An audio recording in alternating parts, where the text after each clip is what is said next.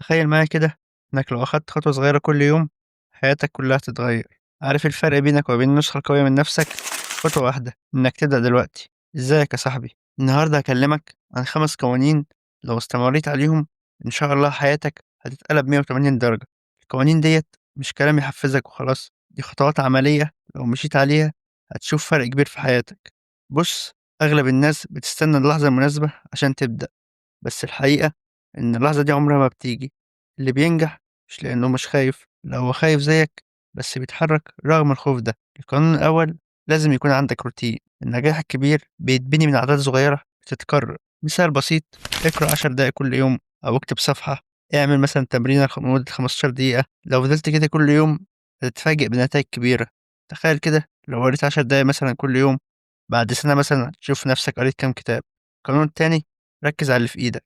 اوعى تضيّع وقتك في التفكير في حاجات برّه سيطرتك، زي مثلًا بُكرة هيبقى عامل إزاي، أو تستنى تجيب الحاجة الفلانية عشان تبدأ. امسك ورقة دلوقتي واكتب 3 حاجات تقدر تعملهم دلوقتي، وابدأ في واحدة منهم على طول. القانون التالت، الفشل مش نهاية، الفشل مش عيب، العيب إنك تقف عنده.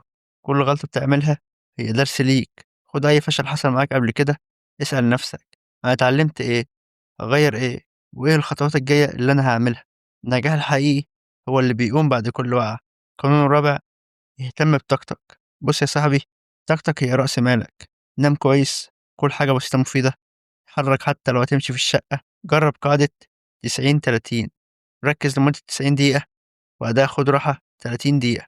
جسمك وعقلك محتاجين وقود، من غيره مش هتعرف تكمّل. القانون الخامس، deadline. عايز تنجز لازم تحط وقت نهائي. ما ينفعش تقول نِفْسي أعمل كذا، لأ، قُل هاعمل ده قبل يوم كذا. لمّا تحط ميعاد بتحس إنك مضغوط، فده بيخلّيك تتحرك أسرع. مثال، أخلّص أول فصل من الكتاب ده مثلًا في أسبوعين دُمّة. ولازم يكون عندك تحدي أسبوعي، ممكن عادة صغيرة لمدة 15 دقيقة تعملها لك لمدة أسبوع. اتعلم حاجة جديدة لمدة أسبوع. اضبط نومك وخلّي يومك يبدأ من الفجر. لو عملت الحاجات ديّة لمدة أسبوع واحد هتلاقي فرق واضح. النجاح مش موهبة خارقة، النجاح إنك تيجي كل يوم وتعمل الحاجة اللي وراك. النجاح بيتبني من خطوات صغيرة بس مستمرة. قوم وابدأ دلوقتي، ما تستناش إذن من حد. ابني حياتك خطوة بخطوة.